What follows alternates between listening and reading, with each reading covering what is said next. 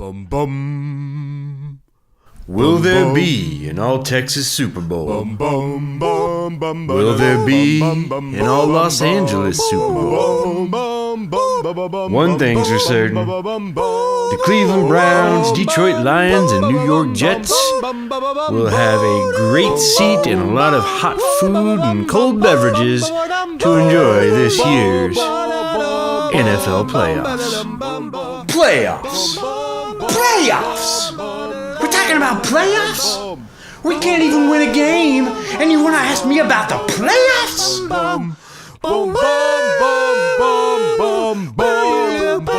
You play to win the game.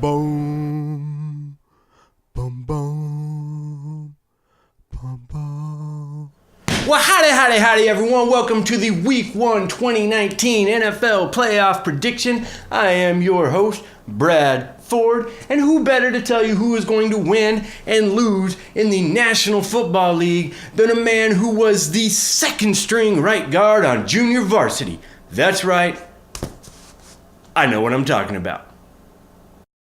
It's been 31 years since the Fog Bowl, and even though Randall Cunningham, Reggie White, Richard Dent, and Mike Singletary won't be joining in the festivities in this game, and Soldier Field looks like it has some sort of alien spaceship on top of it, pretty much looking at the same game. You see, the Sunday forecast for Chicago, a little bit chilly, a little bit cloudy, and a little bit humid. Fog Bowl 2, it's coming up. Now the Eagles, they do have a little bit of an advantage, having won like a recent Super Bowl, something like that. They've got a pretty decent line play on both sides of the ball, and they have more defensive backs on injured reserve than any other team in the league. But they gave up silver as one of their colors.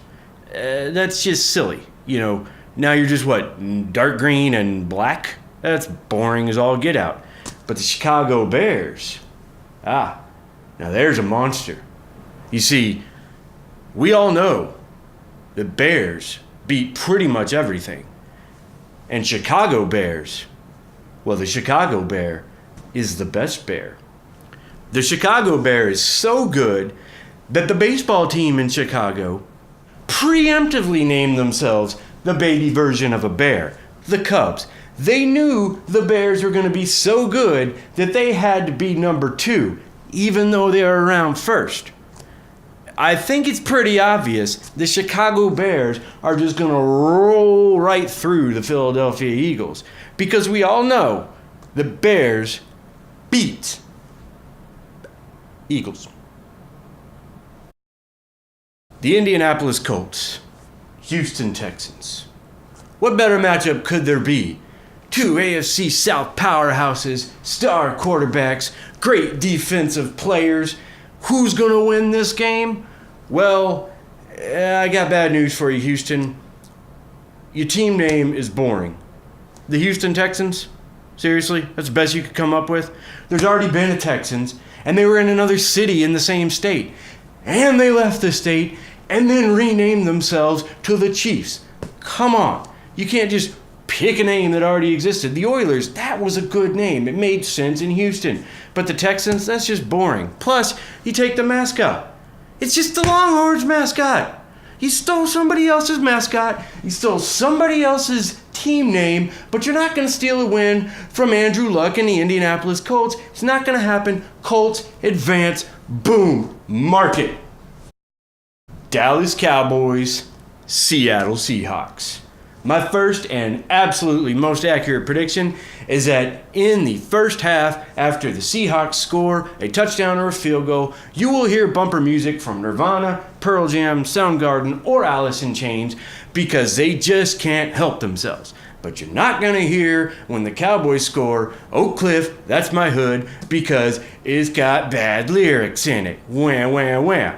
Maybe we'll get Stevie Ray Vaughan, maybe we'll get Pantera. In fact, this game could be determined by what city has better musicians in it. But we're not going to go that route. What I am going to mention is that the Dallas Cowboys, a lot of people have questions about Dak Prescott. But the one thing Dak Prescott has He's not Tony Romo. Unfortunately, as much as everyone likes Tony Romo, even Post Malone likes Tony Romo, he put him in a song. But Tony Romo has a bit of a fumbling issue against the Seahawks in the playoffs. But there's no Romo in this game. Romo's not going to fumble a game-winning hold, and the Cowboys are going to advance because of that. Now, the Baltimore Ravens, they came out of nowhere to win their division. Everybody thought the Pittsburgh Steelers were going to do it. It looked like they would.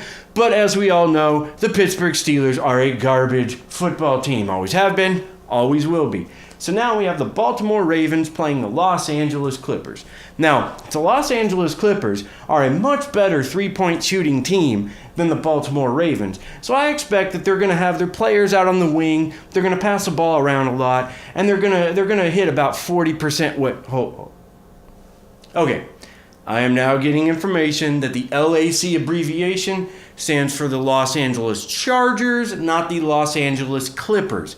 I always assumed the Chargers played in San Diego. My mistake. Back to you, Brad. Oh, sorry about that. I guess what we really need to do is get into the main issue on what's going to determine who wins between the Baltimore Ravens and the Los Angeles Chargers. Okay, the Baltimore Ravens are named after a man who was alive in the early 1800s, Edgar Allan Poe. The Los Angeles Chargers are named after a really cool car from the 1960s and 70s.